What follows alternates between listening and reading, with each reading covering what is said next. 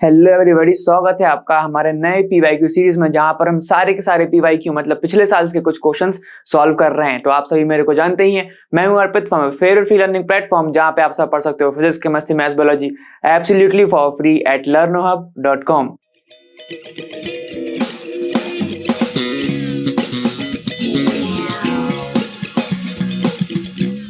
चलो 2019 के भारी भरकम सेट्स वाले क्वेश्चंस पेपर को सॉल्व करते के बाद अब हम आ चुके हैं 2020 के भारी भरकम के क्वेश्चन पेपर को सॉल्व करने के लिए। तो जल्दी से बिना टाइम वेस्ट करे हम जल्दी से देखते चलते हैं कि तुम्हारे कौन से चैप्टर इस साल सिलेबस में हैं। ठीक है, तो उनके सारे क्वेश्चन हम सॉल्व करेंगे और बाकी के आने वाले टाइम पे देखते हैं, तुम वहां पे सॉल्व करते जाएंगे। ठीक है, कोई भी क्वेश्चन छोड़ने वाले हम हैं नहीं, क्योंकि कुछ भी क्वेश्चन आ सकता है, कभी भी किसी चीज का भरोसा नहीं होता। ठीक है, कभी कभी छोटे चैप्टर से बड़े क्वेश्चन आ जाते हैं, बड़े चैप्टर से भी बहुत कम क्वेश्चन आते हैं। ठीक है, तो चलो फटाफट मेरे साथ चलते हैं और देखते हैं तुम्हारा पहला क्वेश्चन कौन सा है।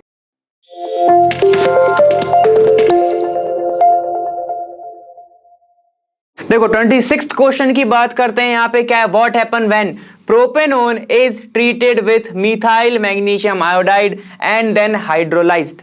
ठीक है, पहली चीज। और दूसरा लिखा हुआ एंड की मतलब कि दूसरा तुम्हारा यहाँ पे पार्ट चालू हो रहा है। सबसे पहले डिस्कस कर लेते हैं। देखो प्रोपेनोन क्या होता है, मतलब एसीटोन को ही प्रोपेनोन बोलते हैं। CH3 C double bond O और यहाँ पर एक CH3 होगा कि नहीं होगा, बिल्कुल होगा। ठीक है, यहाँ पर प्लस क्या होता है तुम्हारा मैग्नीशियम, मिथाइल मैग्नीशियम मतलब CH3 दिया हुआ है, Mg है और ये तुम्हारा I है। इसी का नाम क्या होता है बेटा, ग्रिग्नार्ड रिएजेंट।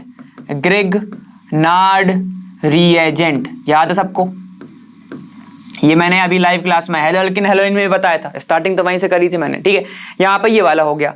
अब रिएक्शन क्या होगी तुम्हें ये समझना पड़ेगा। ठीक है, मेटल के ऊपर हमेशा होता है पॉजिटिव चार्ज और नॉन मेटल मतलब फिर सामने वाले के ऊपर कौन सा होगा, नेगेटिव चार्ज होगा। ठीक है, तो देखो यहां पर अब बॉन्ड की शिफ्टिंग होगी, ऑक्सीजन के ऊपर आ जाएगा नेगेटिव, इसके ऊपर आ जाएगा पॉजिटिव। ठीक है, समझ में आ गया। नेगेटिव से पॉजिटिव पार्ट को जोड़ दो, पॉजिटिव से नेगेटिव पार्ट को जोड़ दो। ठीक है, अब सर एक चीज बताइए, चलो आगे बताएंगे अपन। ठीक है, यहां पर क्या है, CH3 ये हो जाएगा C, यहां पर OMgI जुड़ गया। ठीक है, इसके पास एक हाइड्रोजन भी नहीं है तो यहां पर एक CH3 जुड़ा ही हुआ है और यहां पर क्या हो जाएगा तुम्हारा CH3 हो जाएगा। हो गया। ठीक है, ऐसी कुछ बना। देखो CH3 ये गिवन है, यहां पर नेगेटिव पार्ट था, पॉजिटिव से आके जुड़ गया तो वो वाला CH3 भी जुड़ गया। क्लियर हो गया यहाँ पे। अब मैं पूछना चाह रहा था कि बताओ ये वाला बॉन्ड ही क्यों टूटा। ठीक है, ये मैंने अभी तक नहीं बताया। ठीक है, 2020 वाले क्वेश्चन में बता रहा हूं, ये मैंने अभी तक नहीं बताया।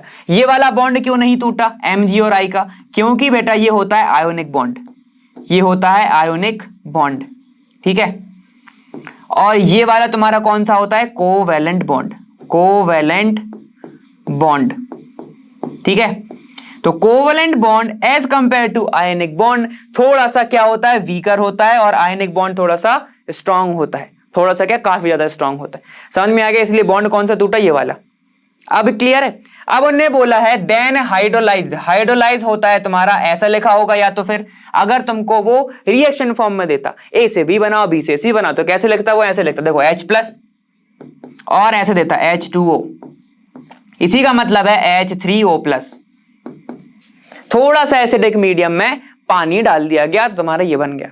ठीक है, कैसे टूटता है, देखो यहां पर ये ऑक्सीजन है, यहां पर क्या टूटता है, OH और H जुड़ेगा, यहां पर जुड़ जाएगा H, यहां जुड़ जाएगा OH। वाटर के अंदर क्या होता है, H प्लस OH माइनस, जोड़ दिया। ठीक, बस जोड़ दिया है तो तोड़ दो अब सारे को, क्या बन जाएगा, देखो CH3, यहां पर अब क्या प्रेजेंट है C। ठीक है, ये हो जाएगा O और एक H, यहां पर CH3 है, ये भी CH3 है। ठीक है, इसको मैं बोल सकता हूं 2-मिथाइल प्रोपेन-2-ओल, 2-मिथाइल प्रोपेन-2-ओल, या फिर तुम्हें टर्सरी जैसा भी दिख रहा है। क्लियर हो गया। ठीक, साथ ही साथ क्या निकल जाएगा, देखो Mg के साथ क्या क्या चला गया, Mg, ये चला गया OH और यहां चला गया I, खत्म। ये हो गई तुम्हारी आंसर। ठीक है, तो ये बनेगा तुम्हारा प्रोडक्ट किसके लिए, ये हो गया तुम्हारा पहला वाला A। ठीक है, क्लियर। समझ में आ गया? ठीक है, अब देखो नेक्स्ट पार्ट। चलो नेक्स्ट पार्ट देखते हैं। तुम्हारा नेक्स्ट पार्ट क्या है? बेंजीन इज ट्रीटेड विथ, तुम्हारे क्या है, CH3COCl in the presence of anhydrous AlCl3। ठीक है, काफी ज्यादा इजी रिएक्शन है, कोई घबराने की बात नहीं। देखो बी पार्ट, बी स्टार्ट कर रहे हैं। यहां पर बी में क्या है तुम्हारा, देखो ये रहा बेंजीन, ये है बेंजीन, इसको ही कहते हैं क्या? क्या मैं सही हूं? ये बेंजीन होता है ना, ये हो गया बेंजीन। ठीक है, साथ ही साथ मैंने करा है किसके साथ?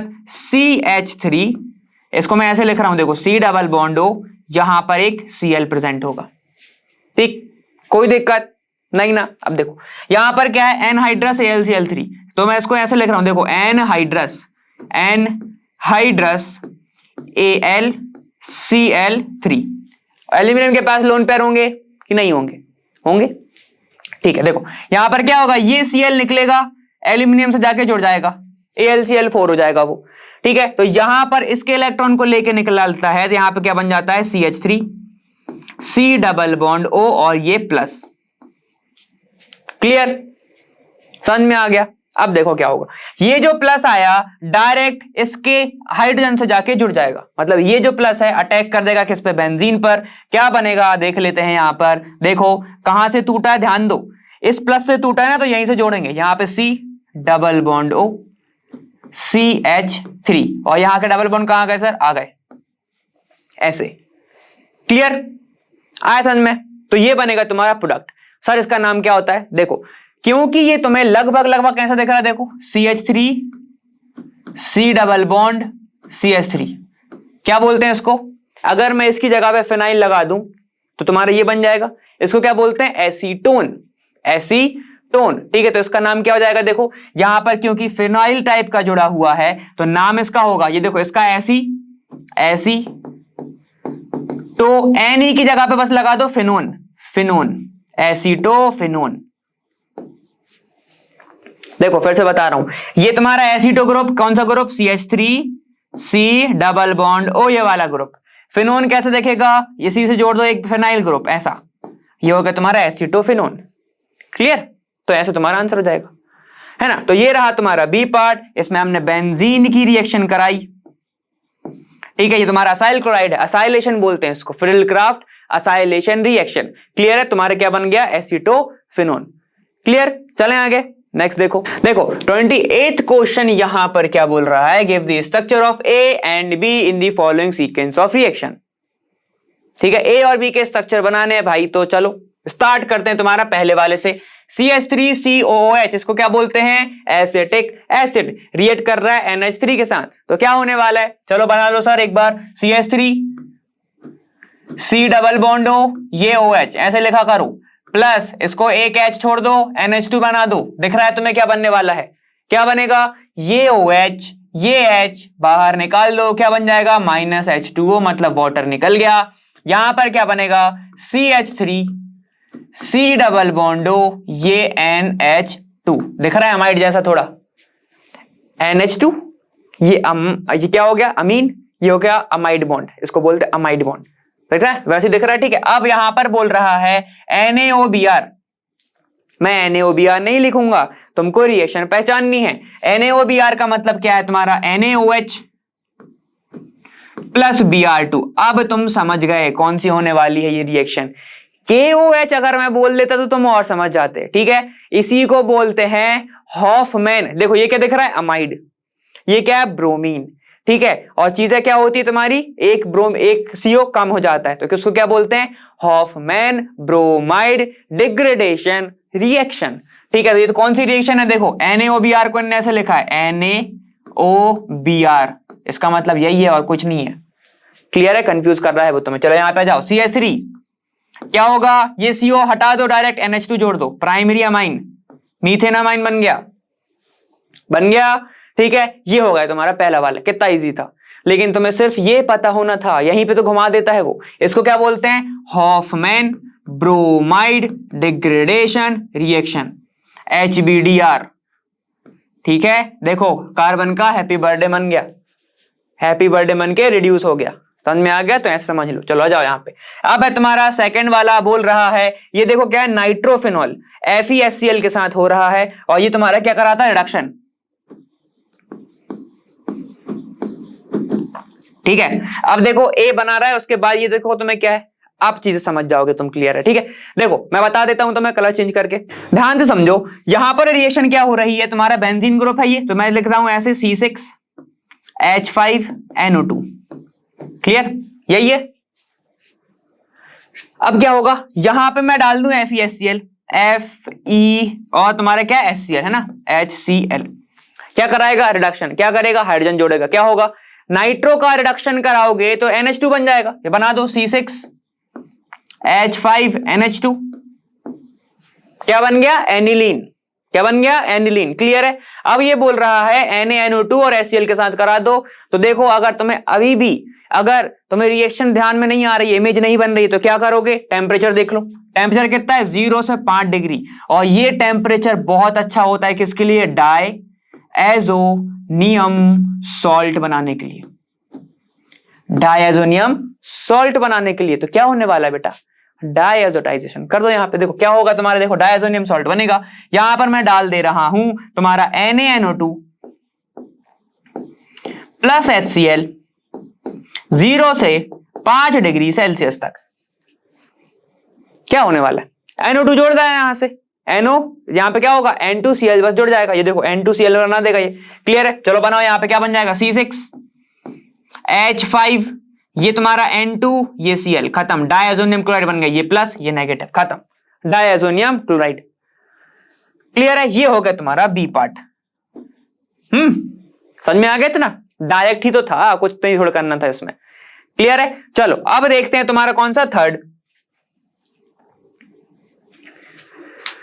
थर्ड में क्या हो रहा है, यहां पर देखते हैं, ये देखो तुम्हारा डायएज़ोनियम क्लोराइड जो बना, क्या बन रहा है तुम्हारा, जो डायएज़ोनियम क्लोराइड बना उसकी रिएक्शन हो रही है CuCN के साथ। चलो देख लो, जब भी तुम्हारा C6H5N2Cl क्या हो जाए, हीट हो जाए, हीट मतलब तुमने टेम्परेचर से तो हटा ही दिया होगा, 5 डिग्री से उठा दिया होगा, और अगर 5 डिग्री से बढ़ा दिया तो बहुत ही अच्छा एक लिविंग ग्रुप, जिसको हम बोलते हैं N2, जिसको हम बोलते हैं नाइट्रोजन गैस बाहर। ठीक है, तो यहां पर क्या होने वाला है, नाइट्रोजन गैस बाहर, साइनाइड क्या करेगा, क्लोरीन को हटा देगा, क्या बन जाएगा, CuCN की प्रेजेंस में यहां पर हो जाएगा C6H5CN, ऐसा दिख रहा है, क्या बन गया, साइनोबेंजीन, साइनोबेंजीन। ठीक है, अब इसको मैं ऐसे नहीं लिख रहा हूं क्योंकि तुम्हें आगे बताना है। देखो इसको मैं कैसे लिख रहा हूं, यहां पे ट्रिपल बॉन्ड N, ठीक है, क्या क्या हुआ, क्योंकि हाइड्रोलाइसिस होना है ना, वाटर की मदद से टूटना है, तो कुछ नहीं करना, सारे बॉन्ड तोड़ दो वाटर से। कैसे कैसे तोड़ सकता हूं, यहां पे तुम्हारा ये इलेक्ट्रोनेगेटिव है, क्या है, ये इलेक्ट्रोनेगेटिव है, तो पॉजिटिव पार्ट आएगा, और हाइड तुम्हारे वाटर का पॉजिटिव पार्ट क्या होता है, H+ होता है ना। ठीक है, इसको तोड़ दो जरा, इसको मैंने तोड़ा, यहां पे H, यहां OH, एक बॉन्ड टूटा, जब एक और बॉन्ड टूटा तो एक H एक और H, ट्रिपल बॉन्ड है तो एक और टूटेगा, यहां पे क्या होगा, एक H एक और H, बना, टूट गया वाटर।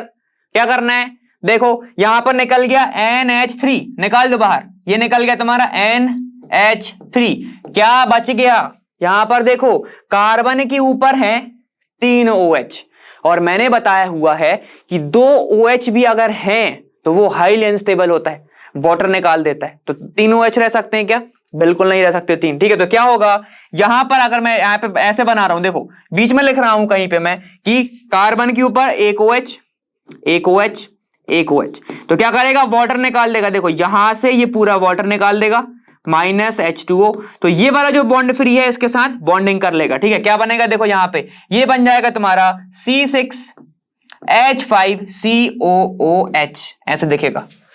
ठीक है, जो तुम्हारा ऐसे दिख रहा है ना, ये देखो C डबल बॉन्ड O, ये OH, एक OH तो रह गया, दिख रहा है ये OH, और डबल बॉन्ड O कहां से आया, क्योंकि इसका H निकल गया बाहर और इसका पूरा OH निकल गया, OH पूरा निकल गया तो बॉन्ड फ्री था, तो बॉन्ड की शिफ्टिंग हो गई, यहां पे डबल बॉन्ड आ गया। ठीक है, तुम्हारा क्या बन गया, ये बन गया तुम्हारा बेंजोइक एसिड, क्या बना, बेंजोइक एसिड, क्लियर है। ठीक है, अब मैं सारे के नाम लिख देता हूं एक बार अच्छे से, इसका अगर चाहो तो स्क्रीनशॉट ले सकते हो। चलिए सबके नाम लिख लेते हैं। ए तुम्हारा क्या बना था, देखो यहां पर CH3 C double bond O NH2, ये क्या था तुम्हारा ए वाला। बी क्या बना था तुम्हारा, बी बना था तुम्हारा सीधा तुम्हारा मीथेनामाइन CH3 NH2, आ जाओ 2 पे बात करो बी की। बी तुम्हारा क्या बना था, ये तुम्हारा रिड्यूस हो गया था, एनिलीन बना दिया था इसने C6H5NH2। ये क्या तुम्हारा ए पार्ट। बी में क्या था तुम्हारा, डायजोनियम बन गया था। देखो ये क्या डायजोनियम का है पूरा का पूरा, तो बना दो। यहां पे क्या बन जाएगा, बी तुम्हारा बना था C6H5N2Cl प्लस माइनस, ठीक है, क्योंकि सॉल्ट है तो प्लस माइनस लगाना पड़ेगा। ये तुम्हारा बी। आगे आओ, यहां पर क्या है, इसमें तुम्हारा क्या बना था, साइनाइड, ये निकल गया, N2 बाहर, Cl ने क्या किया तुम्हारा, Cn ने क्या किया, Cl को रिप्लेस, क्या बन जाएगा यहां पे C6H5Cn, ठीक है, ये बन गया ए पार्ट। बी पार्ट क्या बना था तुम्हारा, बी पार्ट तुम्हारा बना था, जैसे ही तुम वाटर डालोगे साइनाइड में, वो बनाता है कार्बोक्सिलिक एसिड डायरेक्ट, क्या बनेगा C6H5COOH, तो ये तुम्हारा बी बन जाएगा। इसको ही क्या बोलते हैं, बेंजोइक एसिड, साइनोबेंजीन। तुम्हारा फिर डायजोनियम दिख रहा है और तुम्हें चीजें दिख रही हैं। क्लियर है, समझ में आ गया। तो ये सारे के सारे तुम्हारे आंसर थे। इसी के साथ साथ अब हम आगे चलते हैं। चलो अब अपन 28 का और पार्ट देख लेते हैं। वो क्या बोल रहा है, how will you distinguish between the following pairs of compound. ठीक है, मतलब ये क्या बोल रहा है कि इन दोनों तुम्हें दो कंपाउंड दिए हुए हैं और उनके बीच में कोई ऐसा टेस्ट बताओ जो सिर्फ ये शो करे या ये शो करे, मतलब तुम्हें सिंपल सी बात डिफरेंशिएट करना है ना। ठीक है, चलो अपन देख लेते हैं। पहला पार्ट क्या है, एनिलीन और इथेनामाइन। ठीक है, यहां पे देखो क्या है तुम्हारा, ये रहा बेंजीन, ये रहा बेंजीन, ठीक है, इसके ऊपर लगा दिया मैंने NH2, ठीक है। यहां पर इथेनामाइन है, मतलब कैसा देखेगा, ऐसा देखेगा, देखो CH3CH2, यहां पर NH2 देखेगा, ये होता है इथेनामाइन। क्लियर है। अब अगर अभी डिस्कस किया था हमने, एक चीज बनाई थी, ठीक है, नाइट्रोबेंजीन को हमने रिड्यूस करा था, एनिलीन बना था। एनिलीन की अगर मैं रिएक्शन करा दूं किसके साथ, तुम्हारे NaNO2 प्लस HCl के साथ, और 0 से 5% डिग्री दे दूं सेल्सियस, क्या बन जाएगा, डायजोनियम सॉल्ट। ये क्या बनाएगा, डायजोनियम सॉल्ट, N2Cl बनाएगा। ठीक है, सेम इसमें भी कर दूं तो क्या बनेगा, NaNO2 प्लस HCl, वही बनाएगा तुम्हारा डायजोनियम सॉल्ट। तो कैसे दिखेगा, CH3CH2, यहां पर N2Cl प्लस माइनस। ठीक है, अब यहां से बात आती है कैसे डिफरेंशिएट करोगे। ठीक है, जहां पर मैं डाल दूं बीटा नेफ्थॉल, कैसा दिखता है, ऐसा, ये होता है तुम्हारा बेंजीन, एक और बेंजीन ये होगा नेफ्थलीन। यहां पर अगर मैं लगा दूं OH तो ये हो जाएगा तुम्हारा बीटा नेफ्थॉल। अब अगर मैं ये डाल देता हूं, रिएक्शन कैसी होती है ध्यान से देखना, यहां पर आके तुम्हारा ग्रुप जुड़ जाएगा ऐसा, ठीक है, ऐसा देखेगा। देखो ये रहा तुम्हारा बेंजीन रिंग, किसका, N2 का, यहां पर नाइट्रोजन है N, डबल बॉन्ड N, और ये जुड़ जाएगा किससे, ऐसे। ठीक है, यहां पर बेंजीन और यहां पर एक और बेंजीन, ठीक है, ऐसा बीटा पोजीशन पर जुड़ जाएगा। इसी को बोलते हैं एजोडाई, जो दिखती है तुम्हें ऑरेंज सी कलर की। ठीक है, लेकिन अगर तुम इसमें डालते हो बीटा नेफ्थॉल तो यहां पर कोई भी रिएक्शंस नहीं होती है। ठीक है, तो ये रिएक्शन तुम परफॉर्म कर सकते हो इसको डिफरेंशिएट करने के लिए। क्लियर, समझ में आ गया। अब अपन आगे चलते हैं, यहां पर कौन सा बोल रहा है, एनिलीन और एन मिथाइल एनिलीन। ठीक है, तो चलो क्या है तुम्हारा, एनिलीन और एन मिथाइल। एनिलीन कैसा दिखता है, फिर से बना दो, NH2, ये रहा तुम्हारा N, ये रहा H, और यहां पर एक H। ठीक है, और तुम्हारा एन मिथाइल कैसा दिखेगा, एक साइड CH3 जुड़ जाएगा, यहां पर नाइट्रोजन जुड़ जाएगा, यहां पर H है, और ये तुम्हारा यहां पर बेंजीन रहेगा।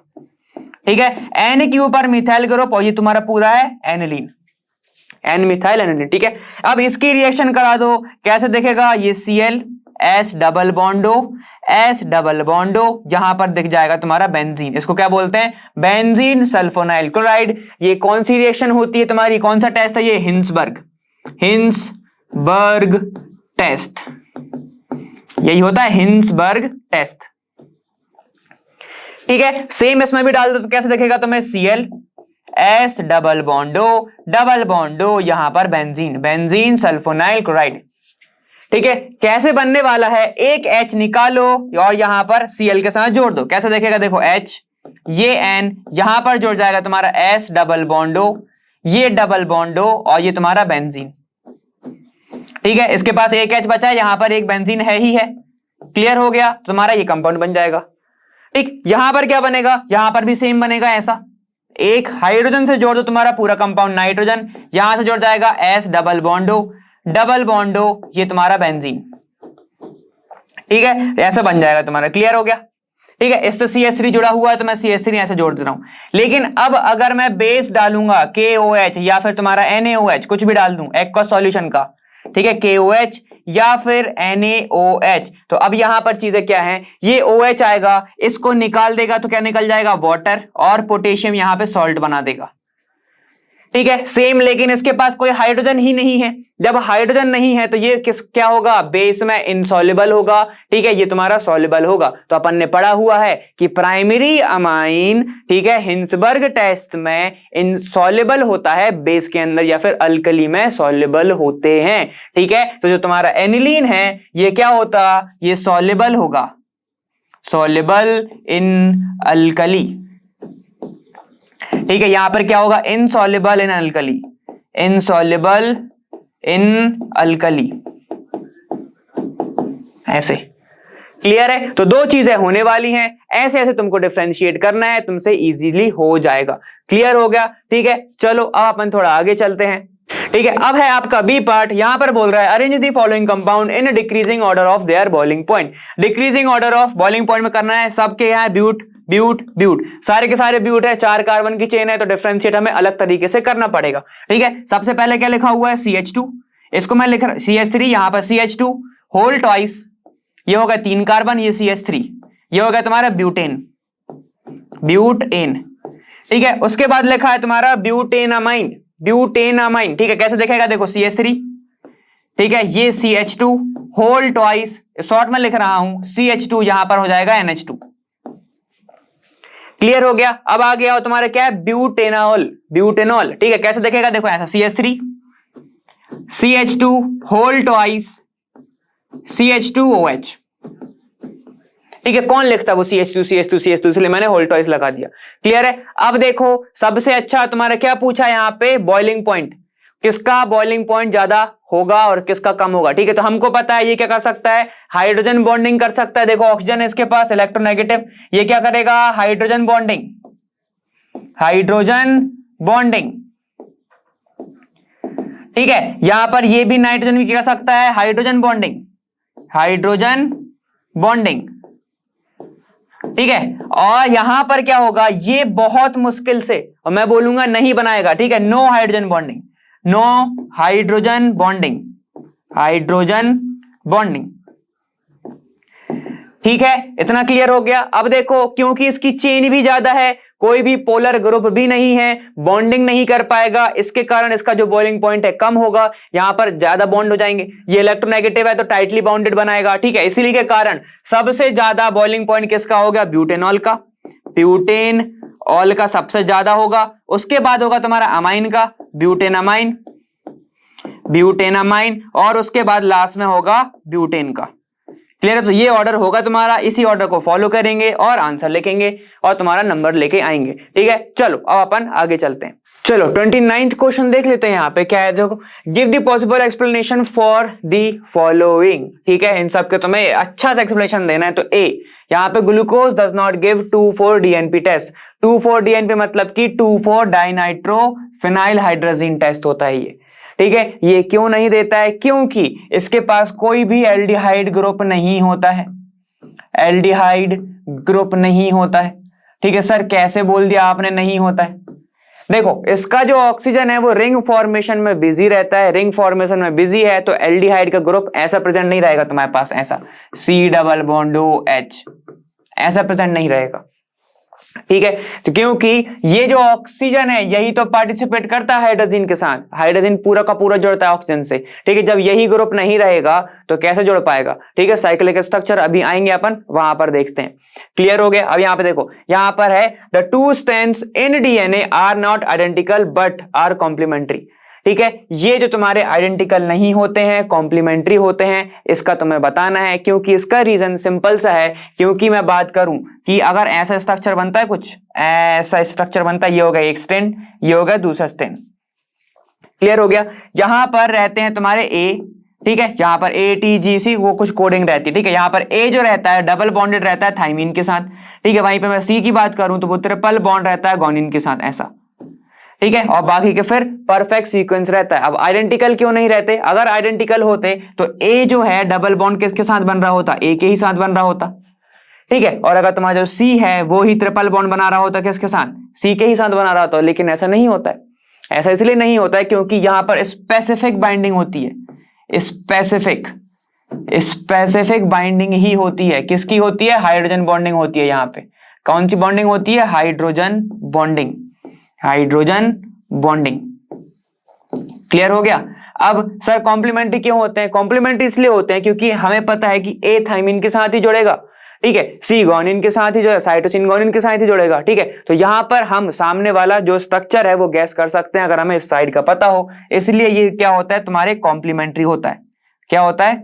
कॉम्प्लीमेंट्री होता है, ठीक है। ये बहुत अच्छे से तुम लोगों को कवर भी कराया हुआ है शुभम सर ने कहा एनसीईआरटी सॉल्यूशन में, बायोमोलिक्यूल वाले पार्ट में, ठीक है। तो वो जाके तुम देख सकते हो, उसमें पूरा क्लियर हो ही जाएगा, ठीक है। चलो देखो यहां पर क्या बोला तुम्हारा एनसीईआरटी, क्या बोलता है देख लेते हैं। देखो एनसीईआरटी क्या बोलता है कि the two strands are complementary to each other because the hydrogen bond are formed between specific pair. Specific pair बताया था अभी, ए थाइमिन, ए और टी के बीच में बॉन्डिंग होगी, सी और जी के बीच में बॉन्डिंग होगी, ठीक है। Adenine forms hydrogen bonds with thymine, ठीक है, whereas cytosine forms hydrogen bond with guanine, ठीक है। तो देखो यहां पर स्पेसिफिक है, एकदम फिक्स है कि ये इसके साथ ही बाइंड करेगा। तो तुम सामने वाला क्या कॉम्प्लीमेंट्री स्ट्रक्चर जो है, कॉम्प्लीमेंट्री जो तुम्हारा हेलिक्स है उसको क्या कर सकते हो? तुम गैस कर सकते हो, क्लियर है। इसलिए वो तुम्हारा क्या होता है? कॉम्प्लीमेंट्री होता है, वो तुम्हारा आइडेंटिकल नहीं होता क्योंकि सेम थोड़ी ना है उस साइड, क्लियर है। चलो अब अपन आगे चलते हैं, क्या है, चलो थर्ड पार्ट डिस्कस कर लेते हैं। तुम्हारा क्या है? Starch and cellulose both contain glucose unit as monomer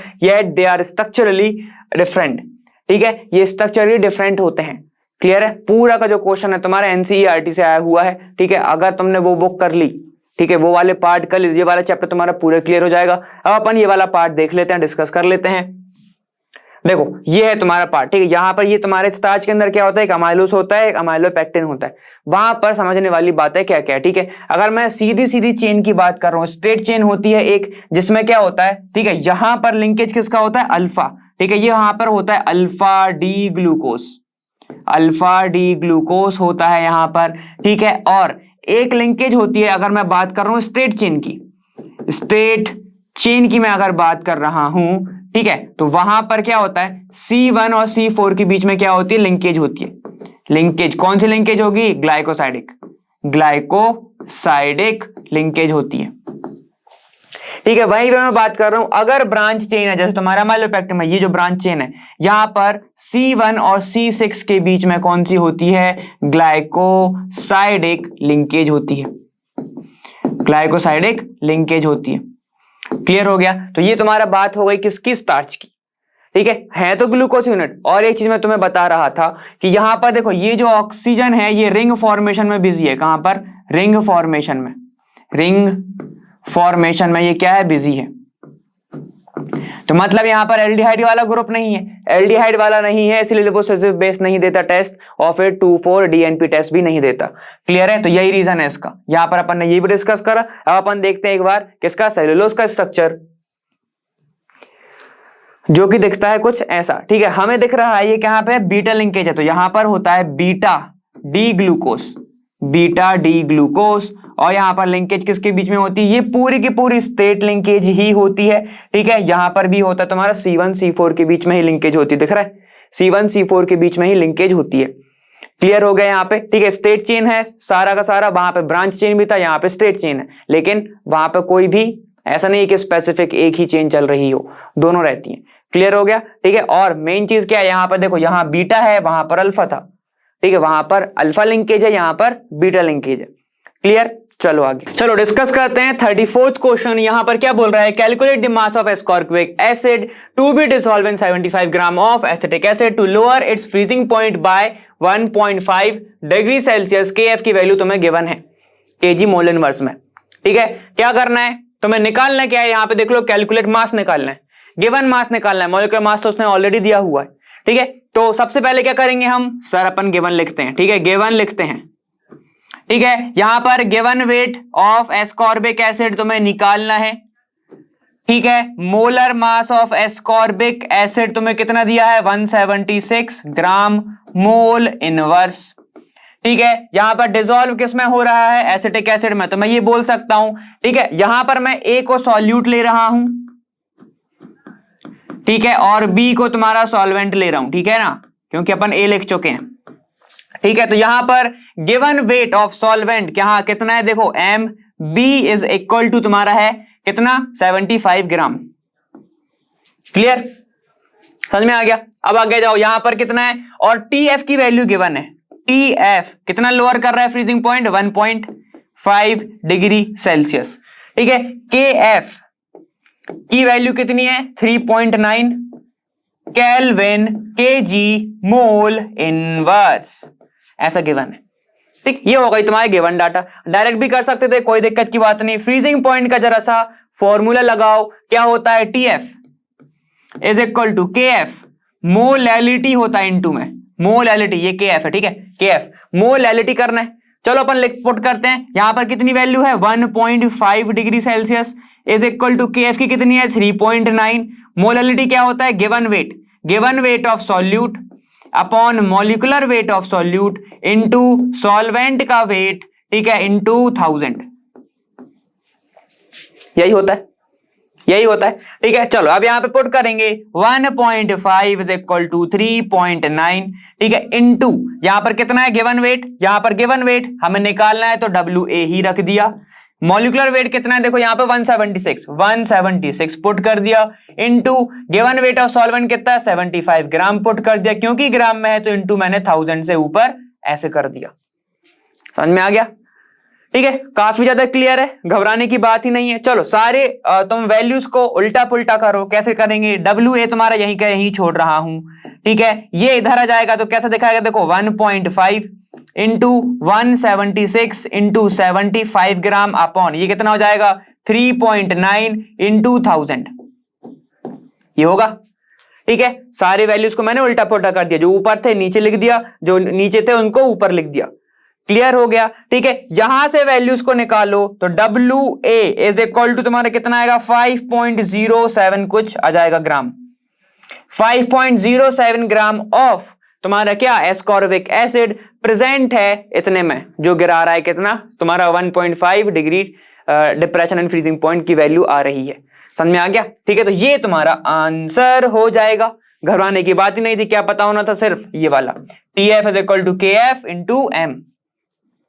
clear हो गया, ठीक है, और कुछ पूछना है यहाँ पे, ठीक है, अगर कोई भी कंफ्यूजन है तो आप आज डाउट में जाके पूछ सकते हो, और यहाँ पे कुछ भी चीज समझ में नहीं आ रही तो वो भी बता सकते हो।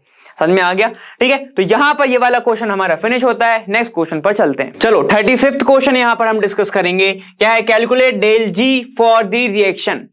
ठीक है, डेल जी के बारे में कैलकुलेट करना है, तो चलो यहाँ पे क्या दिया हुआ है Zn कॉपर रिएक्ट कर रहे हैं, Zn एक्वा सॉल्यूशन और तुम्हारी ये सब चीजें बन रही है, मतलब यहाँ पर कहीं तो रिडक्शन हो रहा है और ऑक्सीडेशन रिएक्शन हो रही है, ऑक्सीडेशन रिडक्शन दोनों हो रहा है ना। यहाँ पर क्या है गिवन है ई नॉट की वैल्यू Zn और Zn2 प्लस, Zn जा रहा है 2 प्लस से Zn में ये है, और यहाँ पे तुम्हारा क्या है Zn2 प्लस से और कॉपर में जा रहा है, मतलब तुम्हारे पास स्टैंडर्ड इलेक्ट्रोड की जो वैल्यू है ई की वैल्यू है वो तुम्हारे पास गिवन है। ठीक है, तो अब हमें चीजें क्या निकालनी है, डेल जी कैसे निकलता है, चलो बता दो यार, याद दिलाओ। Del G is equal to तुम्हारा होता है -n इंटू एफ इंटू कितना होता है तुम्हारा ई नॉट सेल। एफ की वैल्यू पता होती है, एन की वैल्यू निकल जाएगी, ई नॉट सेल है क्या हमारे पास, नहीं है, तो हमें वो निकालना पड़ेगा। ठीक है, तो एक बार मैं क्या करूंगा, इस इक्वेशन को खुद से लिखूंगा, कैसे लिख सकते हैं उसको, Zn S, ठीक है, क्या दे रहा है Cu2 प्लस के साथ रिएक्शन हो रही है एक्वस सॉल्यूशन में, और क्योंकि आयन है तो उसको तुम हमेशा एक्वस में ही लिखोगे। यहाँ पे क्या है Zn2 प्लस, क्योंकि अब ये चला गया आयन में तो इसको मैं लिखूंगा एक्वस, ठीक है, और कॉपर चला गया है Cu में सिर्फ, तो ये इसको लिखूंगा मैं सॉलिड। अगर आयन प्रेजेंट नहीं है तो तुम क्या लिखोगे सॉलिड, और अगर आयन दिख रहा है तो क्या मतलब है वो सॉल्यूशन के अंदर आयनिक फॉर्म में है, मतलब उसको हम लिखेंगे फिर एक्वस। ठीक है, आ जाओ, यहां पे क्या है Zn था 0 से जा रहा है 2 प्लस पर, मतलब उसने कुछ इलेक्ट्रॉन दिए होंगे। ठीक है, तो ये क्या हो जाएगा इसका हो रहा है ऑक्सीडेशन। ठीक है, क्योंकि ये 2 प्लस है, ये जा रहा है 0 पे, तो इसका क्या हो रहा होगा रिडक्शन, तो ये हो जाएगा इसका रिडक्शन। ठीक है, अब हमके पास एक फॉर्मूला होता है कि E nought cell is equal to होता है E cathode minus E anode, यही होता है। और हम सबको पता है कैथोड पर होता है रिडक्शन, तो ये तुम्हारी किसकी वैल्यू हो जाएगी, कैथोड की, ये हो जाएगी तुम्हारी एनोड की वैल्यू। ठीक है, कैथोड में से एनोड को माइनस करो, यहां पे कॉपर की जो वैल्यू है वो किसकी है, कैथोड की है, तो पुट करो 0.34 माइनस, ठीक है, इसका माइनस, और यहां पर कितना पुट है, देखो यहां पर तुम्हें वैल्यू किसकी गिवन है, Zn की कितनी है, माइनस 0.76। एनोड पर क्या हो रहा है, ऑक्सीडेशन कौन कर रहा है, Zn, वैल्यू पुट करेंगे Zn की कितनी, माइनस 0.76, माइनस माइनस हो जाएगा प्लस, इसको कैलकुलेट करोगे तो 76 और 34 होते हैं 110, तो यहां पे हो जाएगा 1.10 वोल्ट। ठीक है, समझ में आ गया। ठीक है, तो ये तुम्हारे कैलकुलेशन हो गई। यहां पर ई नॉट की वैल्यू आ गया तुम्हारे पास, ई नॉट सेल तुम्हारा कितना आ गया, इतना आ गया। ठीक है, इतना आ गया। ठीक है, डायरेक्ट वैल्यूज को पुट करेंगे अब यहां पर, चलो आ जाओ, डेल जी निकालना है। ठीक है, माइनस है, एन का मतलब कितना है, एन मतलब कितने इलेक्ट्रॉन निकल रहे हैं या फिर गेन हो रहे हैं वो। ठीक है, एन की वैल्यू वो होती है। ठीक है, यहां पर देखो क्या हो रहा है, 2 इलेक्ट्रॉन 0 से था, ये किस पे चला गया, देखो 2 प्लस पे, तो 2 इलेक्ट्रॉन जा रहे हैं। यहां पर क्या है, ये देखो ये 2 है और 2 से किस पे आ रहा है, ये 2 इलेक्ट्रॉन गेन कर रहा है तो 0 पे आ रहा है, मतलब सिर्फ क्या है, एन की वैल्यू 2। ठीक है, तो यहां पे रख देंगे -2 इंटू फेराडे कितना होता है 96500 इंटू ई नॉट सेल कितना है 1.1 वोल्ट। ठीक है, यहां पे डेल तुम वैल्यू पुट करोगे तो del G is equal to आएगा 21230 जूल। ठीक है, ऐसा माइनस में, क्लियर, समझ में आ गया। अब ये आ गया जूल में, अब अगर तुमसे किलो जूल में पूछा तो क्या करोगे, 1000 से divide, del G is equal to कितना आएगा, -212.300 किलो जूल मोल इनवर्स। समझ में आ गया। ठीक है, ये जूल में था, अगर इसको केजी में मतलब किलो जूल में पुट करोगे 1000 से डिवाइड करना पड़ेगा, मोल इनवर्स लिख लेना, तुम्हारा आंसर आ जाएगा। क्लियर है। ठीक है, तो ये बहुत इजी सी रिएक्शंस थी, मतलब तुम्हारा कैलकुलेशंस था, उम्मीद है समझ में आ गया होगा, कुछ नहीं करना था। ये इसको डायरेक्ट तुम थोड़ा दिमाग में रखो, ई नॉट सेल नहीं था, कहां से निकालोगे, कैथोड माइनस एनोड से, डायरेक्ट वैल्यू तुम्हारी आ जाएगी। क्लियर है, अब आगे चलते, देखो बी पार्ट के बारे में डिस्कस करते, तुम्हारा क्या है, give to advantage of fuel cell. ठीक है, इसी में डिस्कस कर लेते हैं। यहां पर तुम्हें 2 एडवांटेज देने हैं। सबसे पहले तो इसका जो क्या रहता है, क्या एफिशिएंसी काफी ज्यादा हाई होती है, अच्छी एफिशिएंसी होती है इसकी। ठीक है, दूसरी चीज क्या है, ये नॉन पॉल्यूटिंग है ये, मतलब ये पॉल्यूशन नहीं करते। और एक और चीज अगर लिखना चाहो तो यहां पर एमिशन ऑफ क्या होता है, हार्मफुल सब्सटेंस ये नहीं करते। ठीक है, कोई भी हार्मफुल सब्सटेंस को ये इमिट नहीं करते, पहली चीज। दूसरी चीज, इनकी एफिशिएंसी बहुत अच्छी होती है। और लास्ट चीज तुम्हारी कौन सी की, जब एमिशन नहीं हो रहा है तो क्या होगा, पॉल्यूशन भी नहीं होगा, तो ये नॉन पॉल्यूटिंग होते हैं। क्लियर है, तो ये 3 में से कोई भी 2 पॉइंट लिख के जाओगे, नंबर मिल जाएगा। ठीक है, तो चलो ये तो हो गया तुम्हारे इसके बारे में डिस्कस। अब आगे चलते हैं, चलो 35 का और पार्ट अपन डिस्कस करते हैं। Out of the following pair predict with reason which pair will allow greater conduction of electricity. ठीक है, इसमें से कौन सा ज्यादा कंडक्ट करेगा इलेक्ट्रिसिटी, उसके बारे में डिस्कस करना है। ठीक है, यहाँ पे क्या है, silver wire eight 30 degree Celsius and silver wire eight 60 degree Celsius. ठीक है, तो हमको पता है जैसे जैसे तुम टेम्परेचर बढ़ाते हो, टेम्परेचर बढ़ाने पर रेजिस्टेंस भी क्या होता है, बढ़ता है, रेजिस्टेंस बढ़ता है। और रेजिस्टेंस क्या होता है, रेजिस्टेंस वो चीज होती है जो कंडक्टिविटी या फिर इलेक्ट्रिक फ्लो को रोके। ठीक है, तो अगर मैं बात कर रहा हूं तुम्हारा क्या, सिल्वर की बात कर रहा हूं, मतलब क्या तुम्हारा Ag। ठीक है, अब बताओ, यहां पर एक दिया है तुम्हें 30 डिग्री सेल्सियस और यहां पर एक दिया तुम्हें 60 डिग्री सेल्सियस। ठीक है, मैं क्या बोल रहा हूं, टेम्परेचर बढ़ाने पर रेजिस्टेंस बढ़ रहा है, उतना ज्यादा वो रोकेगा। ठीक है, तो यहां पर 60 डिग्री पे बहुत ज्यादा रोकेगा वो कंडक्शन को, मतलब इलेक्ट्रिक करंट को फ्लो होने से रोक देगा। और अगर रोक दिया तो कंडक्टिविटी क्या हो गई। ठीक है, तो यहां पर कंडक्टिविटी 30 डिग्री सेल्सियस पर जो Ag रहेगा वो ज्यादा अच्छे से शो करेगा। क्लियर है, तो ये होगा तुम्हारा पहली चीज। अब जाओ सेकंड वाले में क्या है, 0.1 0.1 मोलर CH3COOH सॉल्यूशन और 1 मोलर CH3COH। अब इसमें से कौन सा ज्यादा अच्छे से कंडक्शन शो करेगा? तो सुनो, यहां पर हमें क्या करना है, हम सभी जानते हैं कि CH3COH एक तुम्हारा क्या है, एक वीक इलेक्ट्रोलाइट है, वीक इलेक्ट्रोलाइट है। और हम सभी जानते हैं कि और डाइल्यूशन करने पर इसका क्या होता है, कंडक्टिविटी बढ़ती है। ठीक है, मोलर कंडक्टिविटी बढ़ती है, कंडक्टिविटी क्या होती है, बढ़ती है। क्यों? क्योंकि वहां पर होता क्या है, डिसोसिएशन बढ़ जाता है। ठीक है, कैसे बढ़ जाता है, यहां पर डिसोसिएशन बढ़ जाएगा, डिसोसिएशन ऑफ आयंस होने लगता है, जिसके कारण कंडक्टिविटी बढ़ने लगती है। ठीक है, तो मैंने क्या बोला, देखो डाइल्यूशन पर बढ़ रही है, मतलब यहां पर क्या हो रहा है, कंसंट्रेशन बढ़ा दिया है। कंसंट्रेशन मतलब वहां पे और ज्यादा CH3COOH प्रेजेंट होगा। ठीक है, तो वो डाइल्यूट तो नहीं हुआ, वो कंसंट्रेटेड हो गया। ठीक है, तो यहां पर 0.1 मोलर क्या होगा, इसके कंपैरिजन में डाइल्यूटेड फॉर्म होगा। तो वहीं पर यहां पर इसका आंसर क्या होगा कि 0.1 मोलर CH3COOH, क्योंकि ये डाइल्यूटेड है, इसकी कंडक्टिविटी क्या होगी, ज्यादा होगी, कंडक्टिविटी क्या होगी, इसकी ज्यादा होगी। क्लियर है? ठीक है, अब आ जाओ, यहां पे क्या बोल रहा है, KCl solution at 20 degree Celsius और KCl solution at 50 degree Celsius. ठीक है, तो इसको भी डिस्कस कर लेंगे। यहां पे देखो, यहां पर KCl डाला हुआ है। ठीक है, यहां पर एक बार दिया गया कितना टेम्परेचर, एक बार दिया है, पहली बार में तुम्हारा मान लो पहुंचा वो 20 डिग्री सेल्सियस। ठीक है, ये लिखा हुआ है 20 डिग्री सेल्सियस, और दूसरी बार में 50 डिग्री सेल्सियस। 50 डिग्री जैसे ही तुम 20 डिग्री करोगे तो कुछ आयन टूटेंगे। ठीक है, कुछ आयन टूटेंगे, और अगर जैसे जैसे तुम टेम्परेचर बढ़ाते जाओगे तो आयंस और टूटते जाएंगे। और अगर आयंस के फॉर्म में KCl जल्दी से जाने लगा, ठीक है, तो वहां पर क्या होगा, फ्लो ऑफ आयन तेजी से होगा, जिसके कारण 50 डिग्री सेल्सियस पर KCl अच्छे से इलेक्ट्रिसिटी फ्लो कराएगा, कंडक्टिविटी उसकी बढ़ जाएगी। आयंस ज्यादा, कंडक्टिविटी ज्यादा, और आयंस कब ज्यादा होंगे, जब टेम्परेचर बढ़ा दोगे तुम। क्लियर हो गया? लेकिन इसमें नहीं है, इसमें ऐसा केस नहीं है। ठीक है, यहां पर KCl सॉल्यूशन था, यहां पे सिल्वर वायर है। ठीक है, वहां पर सिल्वर वायर है, यहां पे KCl सॉल्यूशन है। याद रखो इस बात को, हमेशा ध्यान रखना। ठीक है, पूरा अच्छे से पढ़ना क्वेश्चन। यहां पे जाओ, बी पार्ट बोल रहा है, give 2 points of difference between electrochemical and electrolytic cell.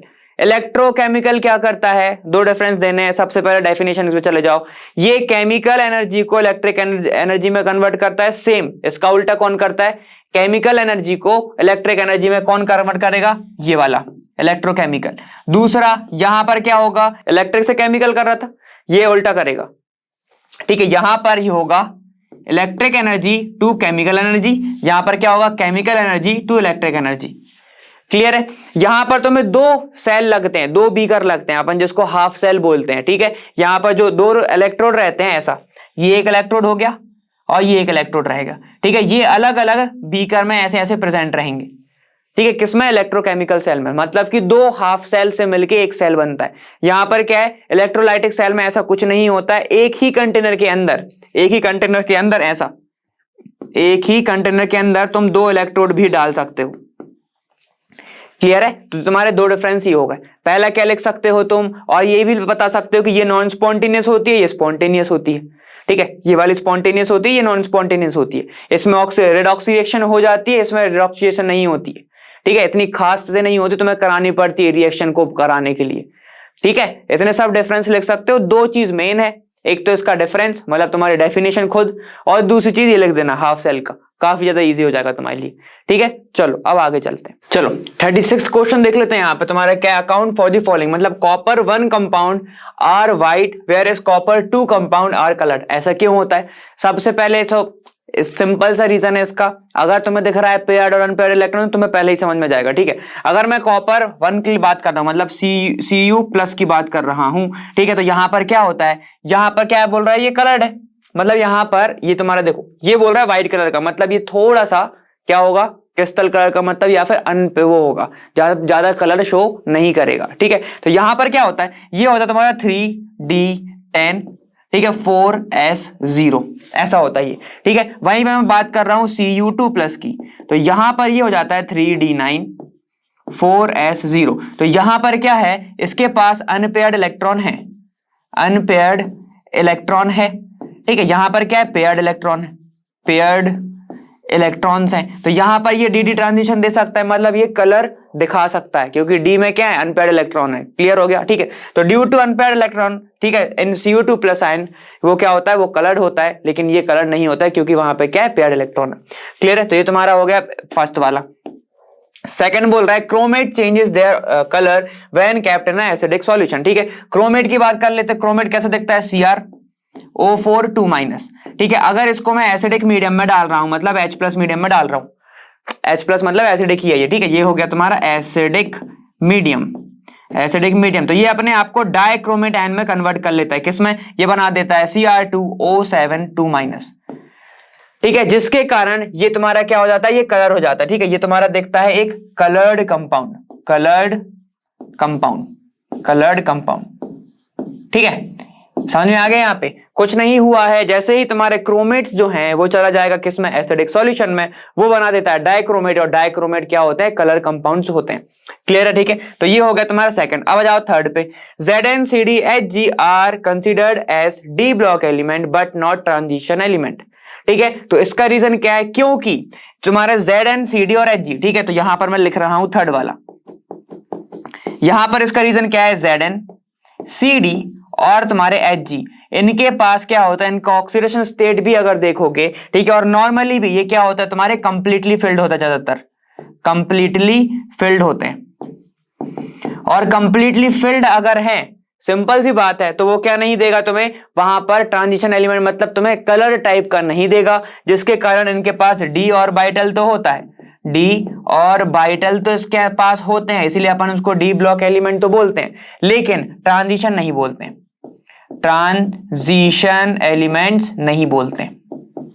Clear हो गया, क्योंकि इसके पास पेयर्ड इलेक्ट्रॉन होंगे, कंप्लीटली फिल्ड इलेक्ट्रॉन होंगे इनके ऑक्सीडेशन स्टेट में भी, जिसके कारण क्या होगा, वो ना तो कलर शो करेगा ना कुछ करेगा, लेकिन उसके पास डी ऑर्बिटल तो है ना, डी ऑर्बिटल अगर है, ठीक है, तो वहां पर ये इसको हम बोलेंगे डी ब्लॉक एलिमेंट्स, लेकिन अगर तो वहां पर वो क्या, ट्रांजिशन एलिमेंट उसको नहीं बोलेंगे।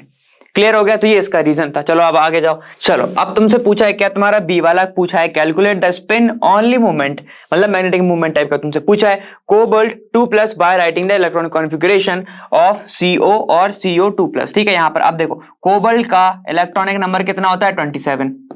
कॉन्फ़िगरेशन कैसे लिख सकते हैं हम, इसका होता है तुम्हारा 3d7 4s2। ठीक है, CO2+ का कितना होगा, चलो बताओ, यहां पर 3d7 रहेगा, 4s0 हो जाएगा। क्लियर है, अब यहां पर देखो, ये इसको मैं बनाऊंगा डी ऑर्बिटल, ये होगा 2 3 4 और ये 5 होगा। ठीक है, यहां पे देखो कितना हो जाएगा, 1 2 3 4 5 6 7, कितने अनपेयर्ड इलेक्ट्रॉन है, 3। ठीक है, और हमको पता है म्यू, ठीक है, म्यू इज इक्वल टू क्या होता है तुम्हारा, √n+2, यही होता है n+2। ठीक है, तो ये म्यू इज इक्वल टू तुम्हारा क्या हो जाएगा फिर, √3 कितना आएगा, √15 इसका ये आएगा। क्लियर है, ठीक है, समझ में आ गया। तो ये हो जाएगा तुम्हारा म्यू, और यहां पर आ जाएगा तुम्हारा क्या, ये वाला स्पिन ओनली मूवमेंट तुम्हारा कितना आएगा, म्यू इज इक्वल टू √15। ठीक है, तो ये उसका फॉर्मूला होता है, ये इसका आंसर होता है। म्यू क्या होता है तुम्हारा, मैग्नेटिक मूवमेंट होता है ये। क्लियर हो गया, मैग्नेटिक मूवमेंट तुम्हारा क्या होता है, म्यू होता है। यहां पर एन क्या होता है, एन होता है तुम्हारा, एन इज इक्वल टू होता है number of unpaired electrons. Clear है, ठीक है, डायरेक्ट पुट करना था। देखो यहाँ पे कितने, 3 अनपेयर्ड, अपन ने पुट किया और आंसर आ गया। चलो अब आगे चलो 36 का और पार्ट तुम्हारा क्या बोल रहा है, give 3 points of difference between lanthanides and actinide. ठीक है, यहां पर हम सबको पता है, हमने बहुत अच्छे से पढ़ा हुआ है, लैंथेनाइड्स, ठीक है, और है तुम्हारा एक एक्टिनॉइड। ठीक है, ये रहा तुम्हारा एक्टिनॉइड। ठीक है, ये रहे। अब यहां पर हम सबको पता है ये क्या होता है, नॉट रेडियो एक्टिव। ठीक है, नॉन रेडियो एक्टिव्स। ठीक है, यहां पर क्या होता है, ये सारे के सारे क्या होते हैं, रेडियो एक्टिव। क्लियर है, ठीक है, ये तुम्हारा पहला पॉइंट। दूसरा पॉइंट क्या है, ये सारे के सारे क्या है, उनकी लगभग फिक्स ऑक्सीडेशन स्टेट होती है। ठीक है, तो मैं लिख रहा हूं फिक्स ऑक्सीडेशन स्टेट। वहीं पे इसमें क्या होता है, इसमें वेरिएबल होती है, variable oxidation state, oxidation state, ठीक है। ये होते हैं कलरलेस, कलरलेस, और ये सारे कंपाउंड कौन से होते हैं? कलर्ड, कलर्ड कंपाउंड, ठीक है। तो ये कुछ डिफरेंस होते हैं इन सब के, है ना। ये आप सबने पढ़े भी होंगे और ज्यादातर क्वेश्चन पूछ लेता है इससे, तो जरूर पढ़ के जाएं, ठीक है। यहाँ पे देखो बी पूछा बोल रहा है give reason and select one atom an या फिर ion which will exhibit ask properly, ठीक है। अब इसमें से पूछा है Sc3+ और Cr3+ एग्जिबिट डायमैग्नेटिक बिहेवियर, तो भाई ये एक बार तुम भी करके देख लेना, ठीक है। Sc3+, ठीक है, यहां पर क्या होता है इसका 3D, यहां पर कितना होगा 0, ठीक है। तुम्हारा 4D0 3D0 सब इसमें 0 होता है, ठीक है। यहां पर मैं लिख रहा हूं इसका होता है 3D0 4S0, क्लियर है, ठीक है। यहां पर क्या है, इस सब का सब 0 है, मतलब ये क्या है डायमैग्नेटिक, ये रहा है तुम्हारा डायमैग्नेटिक, मतलब बाकी के तो सब पेयर ही रहेंगे ना। और अब मैं बात कर रहा हूं किसकी, Cr3+ की। Cr3+ में क्या होगा, Cr3+ में यहां पर 3 इलेक्ट्रॉन रह जाते हैं 3D3 और 4S0, क्योंकि यहां पर क्या है अनपेयर्ड इलेक्ट्रॉन है, तो ये तुम्हारा क्या रहेगा पैरामैग्नेटिक, पैरामैग्नेटिक, क्लियर है, ठीक है। इतना समझ में आ गया। चलो अब यहां पे बात कर रहे हैं अपन सेकंड वाला Cr और Cu, Cr और तुमसे पूछा है Cu, इन सब में से हायर मेल्टिंग पॉइंट किसका होगा, तो मैं बोलूंगा Cr का, क्योंकि ये बहुत अच्छे से मेटेलिक बॉन्डिंग करता है। मेटेलिक बॉन्डिंग हम सबको पता है क्रोमियम अच्छे से करता है, देन कौन, कॉपर, जिसके कारण अगर बॉन्डिंग ज्यादा रहेगी तो हायर क्या रहेगा इसका बॉइलिंग पॉइंट, ठीक है, हायर बॉइलिंग पॉइंट,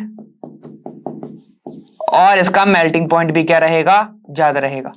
क्लियर हो गया, इसका हायर बॉइलिंग पॉइंट और मेल्टिंग पॉइंट ज्यादा रहेगा ड्यू टू मेटेलिक कैरेक्टर। यहां पर मेटेलिक बॉन्डिंग क्रोमियम की ज्यादा होती है, ज्यादा स्ट्रॉन्ग बॉन्डिंग बनाता है वो किससे, कॉपर से। क्लियर हो गया। और डायरेक्ट ये तो तुम्हारे कॉन्फ़िगरेशन से ही थे, ठीक है, तो इसमें घबराने की बात ही नहीं है। तो इसी के साथ हमने 2020 का ये वाला सेट कंप्लीट कर चुके हैं, ठीक है। इसके साथ अब अपन आगे वाली वीडियो में मिलेंगे, और मिलेंगे हम कहाँ, लर्नो फ्री है पर बेस्ट जहां।